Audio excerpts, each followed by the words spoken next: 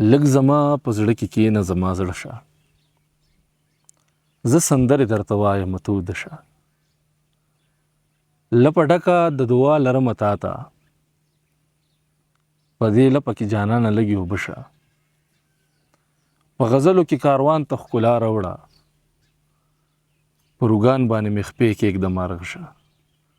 سلامونه خوږو، ستړي مه شئ. امیر بېقرار یم. تاسو ته پته ده چې موږ لوی کور افغانستان ته راغلي یو. په افغانستان کې بیا په خوست کې د پیر محمد کاروان صاحب خواله راغلی یم. ډېر مشکوره او ډېر منندویه یم چې وخت یې راله راکړو او رابطه هم سره وشوله.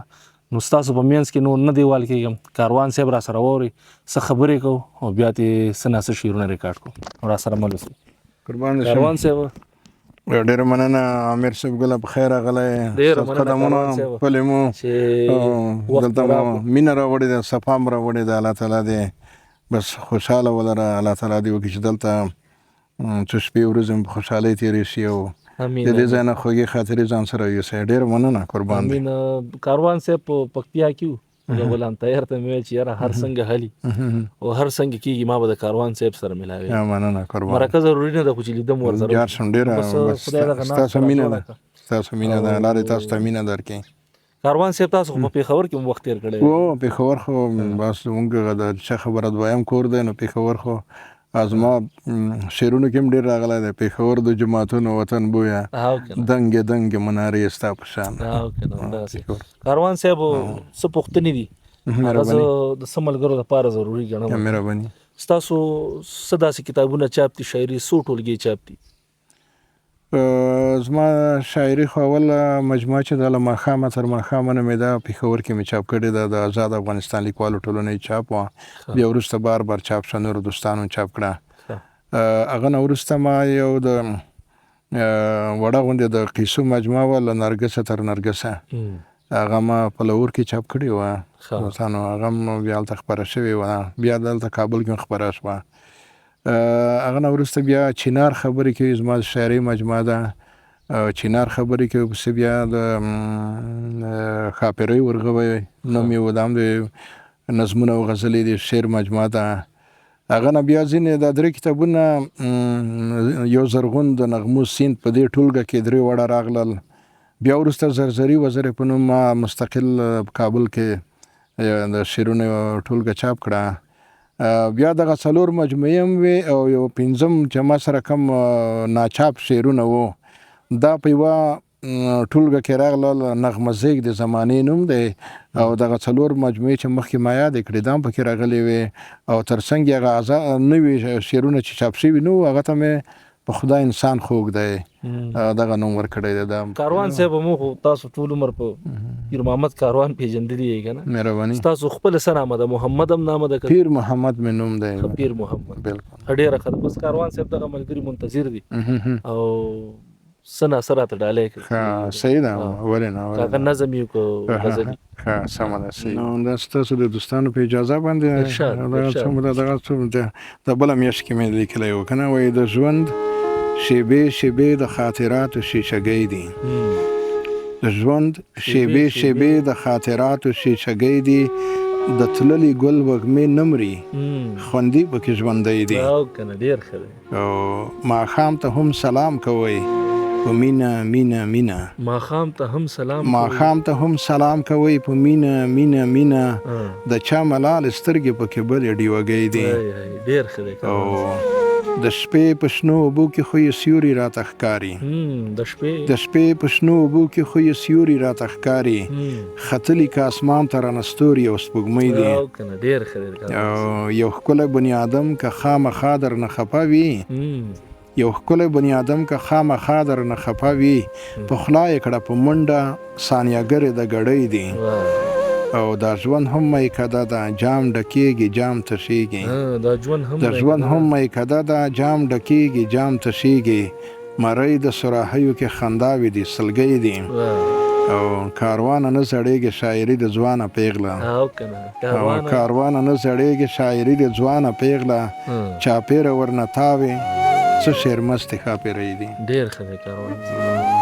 کله د کوترې په څېر، کله هم د مار غوندې، یو ژوند کله دښمن شي، کله کله بیا د یار غوندې او هغه شېبې تېرې شوې چې تا به راته وویل هغه شېبې تېرې شوې چې تا به راته وویل واچوه لاسونه مې په غاړه کې د هار غوندې او ما ځولۍ راوړې وه او تا سر خوځولی و ما ځولۍ راوړې وه او تا سر خوځولی و لږ هم د اقرار غوندې او لږ هم د انکار غوندې او موټي کې د کاڼی و که ګل و خبر نه ومه موټي کې د کاڼی و که ګل و خبر نه ومه او لاس دې وتاو کړی زما ویشتو ته د وار غوندې او مینه د خدای مینه بېلې بېلې جامې واغوندې مینه د خدای مینه بېلې بېلې جامې واغوندې چاته معشوقه شي چاته مور چاته د پلار غوندې او څه کوي کاروان چې کله سور ګلابي شعر وایي څه کوي کاروان چې کله سور ګلابي شعر وایي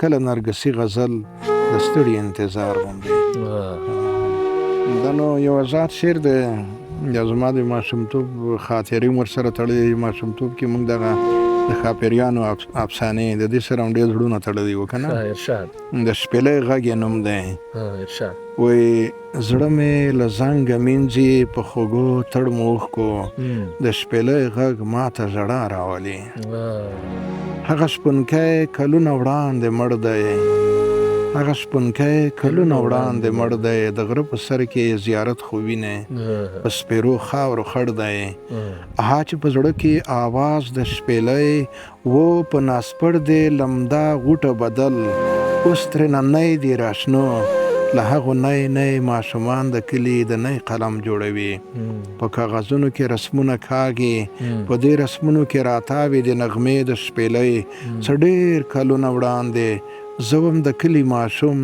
په افسانو کې به مې اورېده رباب د آدم د درخانۍ په دواړو لیچو کې به د بنګړو شرنګ په سورو تال و په زیرو په بم کله به هم چې ګلاندامه له بهرامه یوړه دیو ترابان کله به هم چې ګلاندامه له بهرامه یوړه دیو ترابان ما به ژړل ورپسې راته مشرانو به وې ولې ژاړې دا خو کیسه ده څه رښتیا خو نه دي خو تسلي به زما نه کېدله هو رښتیا هغه شپه هم ډېر خفه شوم چې په کوټه کې په نڅا راغله بدرۍ ښاپېرۍ ورپسې بندې دروازې او کړکۍ د کلي نجونې ورته ناستې وې په مینه په شوق بدرۍ جماله د وزرو په جامو کې په ادا ګډېده کله به موسکه وه او کله په خندا ګډېده زما تر خوا هم راغله ما یې لاسونه د وزرو په جامو ووهل د خط لمنه یې پسته مسته وه لکه پاسته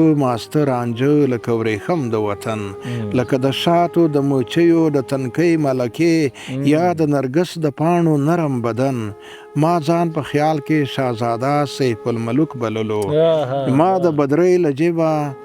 ما د بدرۍ له جیبه یو پوست او نرم دسمال هم را پټ کړ چې مې پر سترګو پر مخ وموښه نشه غوندې شوم یوه خوشبو وه پکې چې سل نرګسه پسې نه رسېدل چې د لونګو لوی بازار یې د پښو ګرد هم نه و زه بېهوشۍ ته وم روان چې یوه پېښه وشوه بدرۍ ناڅاپه شوه کوتره او پاس والوتله او پاس په چت کې د رڼا له دریڅې ووته پر دې مین سیف الملوک په سپین میدان پاتې شو خلکو ویل چې ملوک بیا هم لګیا دی او وجوړی د اوسپنې څپلۍ جوړوي موږ ماشومان به هم حیران پاتې وو چې اوس ملوک مین د اوسپنې څپلۍ څه کوي خلکو به وی چې تاسې نه پوهیږئ تر کویقاپه پورې ډېره لاره پکې وجوړی د اوسپنې څپلۍ زړیږي کوئ دعاوې چې مین ملوک بدرۍ ښاپېرۍ بیا راولي د ماشومانو دعاګانې خدای ته ښې ورلګي مونږ ماشومانو کړې تڼاکې ژبې په ډېرو ډېرو دعاګانو باندې بیا داسې چل په مونږ هم وشو چې مونږ د کلي ماشومان شو بیماران په ښاپېریو پسې د خدای کارونه و یو شپون پاس له غره راغلی پر دې خبرو چې د کلي ماشومان دي خفه دي بیماران د ښاپېریو د بېلتون له غمه بس د سپوږمۍ په یوه تکه سپینه شپه کې بام ته وختلو له ډېره درده یې شپېلۍ ته ورپو یو څه ویله ویلو غړنه اسویلی خلکو ویل چې د شپېلۍ اواز به تر کویقاپه پورې ورسیږي او هغه ورکې ښاپېرۍ به لاس نیولې بېرته کلي ته بیا راولي زړه مې له زنګه مینځي په خوږو تړو مو اوښکو د شپېلۍ غږ ما ته ژړا راولي. ډېر ښه دی کاروان صاحب، ډېره ښه منظره وه پکې.